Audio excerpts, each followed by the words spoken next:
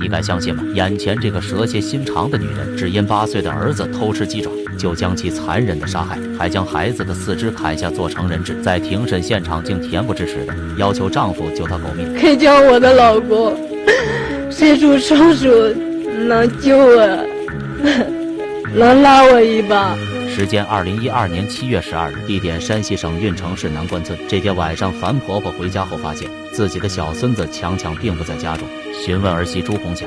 儿媳说她也不知道。心急如焚的樊婆婆在村子里到处寻找，但一直找到半夜也没见孙子强强的影子。直到晚上10点，强强的爸爸下班回家，他认为是前妻把孩子接走了。第2天，他们来到前妻家，却发现孩子压根没来过。在接下来的几天，樊婆婆不眠不休找遍了全村，问遍了强强所有的同学，也贴了无数张寻人启事，但却没能得到有关强强的任何消息。直到7月14日的这天，樊家中传出了一股恶臭。起初大家都在忙着找孩子，没人关心这股恶臭，但这股恶臭味却越来越浓，家中苍蝇的数量也多了起来。正在樊婆婆准备找臭味源头时，朱红霞却打断了樊婆婆。她让自己的丈夫去买香水和粘蝇贴，然后又赶走了婆婆，让她赶紧去找孙子。等人们都出去之后，朱红霞就给自己房间内喷了大量的空气清新剂，然后她把整个屋子里的东西全部都翻了出来，衣柜里的衣服被她洗了好几遍，地板也是来回的拖。这时樊婆婆对朱红霞起了疑心，儿媳妇是出了名的邋遢，根本不注意个人卫生，怎么会突然大扫除呢？还偏偏是在这种情况下。之后樊婆婆让儿子带着儿媳一起去找孙子，樊婆婆则趁着朱红霞不在的时候，偷偷地溜进了她的房间。刚推开门，樊婆婆就闻到一股恶臭，她仔细地将房间检查一遍，却并没有发现什么异常。就在樊婆婆准备离开的时候，却突然在房间门口发现了一滴凝固的血液。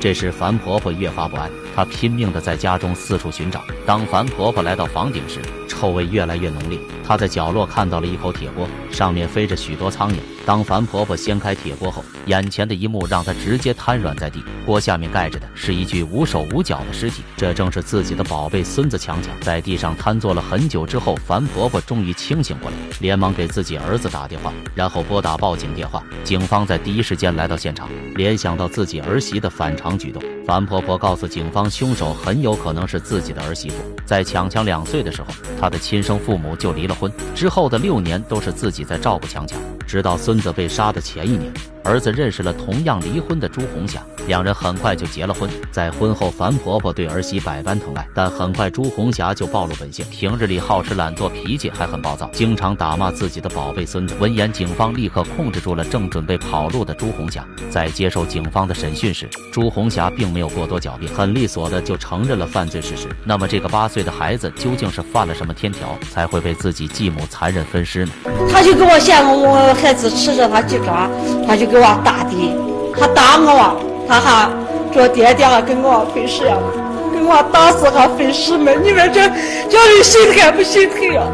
朱红霞对警方说，在案发的前1天，她给亲生女儿买了份鸡爪，由于女儿没吃完，朱红霞便把剩下的鸡爪放进冰箱。第2天，当她打开冰箱后，却发现鸡爪不见了。此时家中除了她只有和强强，朱红霞认为肯定是强强偷吃了，于是她把孩子叫过来打了一顿。觉得委屈的强强嚎啕大哭，看见强强还敢哭，朱红霞越听越生气，抄起一旁的斧头就照着强强的头上抡了过去。此时奄奄一息的强强求饶说，妈妈别打了我，再也不敢偷吃鸡爪了。但孩子的求饶非但没有让朱红霞心软，反倒让她更生气了。果然是你偷吃了。这一次朱红霞没有用斧背，她用斧刃狠狠地砍向了这个8岁的孩子，直到把孩子剁碎之后，朱红霞才冷静了下来，用斧头劈下孩子的4肢，套上塑料袋扔到了附近的草丛里，然后把躯体藏进洗衣机中。完事之后，朱红霞感觉洗衣机不安全，又将其藏进了自己的衣柜中。在此期间，她装作没事人一样，白天与婆婆一起去找孩子，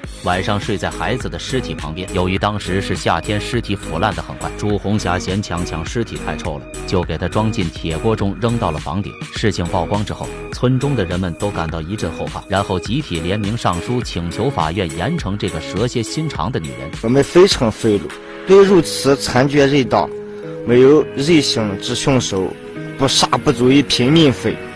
我们决定要求对凶手朱红霞处以死刑，并立即执行，以告为小知青的在天之灵。在这一刻，朱红霞才终于流下了鳄鱼的眼泪，但她却并不是后悔杀害强强，而是后悔被抓了。在法庭上，朱红霞恬不知耻的请求自己的丈夫救自己一命。我对不起爸爸妈妈，对不起公公婆婆，更对不起我亲爱的老公。还有吗？我恳请法官，恳请我的老公伸出双手，能救我，能拉我一把。最后，由于朱红霞作案手段极其残忍，犯罪性质极为恶劣，2013年5月16日，在强强去世1年后，法院判决朱红霞死刑。2014年8月9日，在强强去世的2年后，朱红霞被正式执行死刑。人间不只有爱，恶魔就在身边。关注我，了解更多人间暗处的微信，看清黑暗，远离黑暗。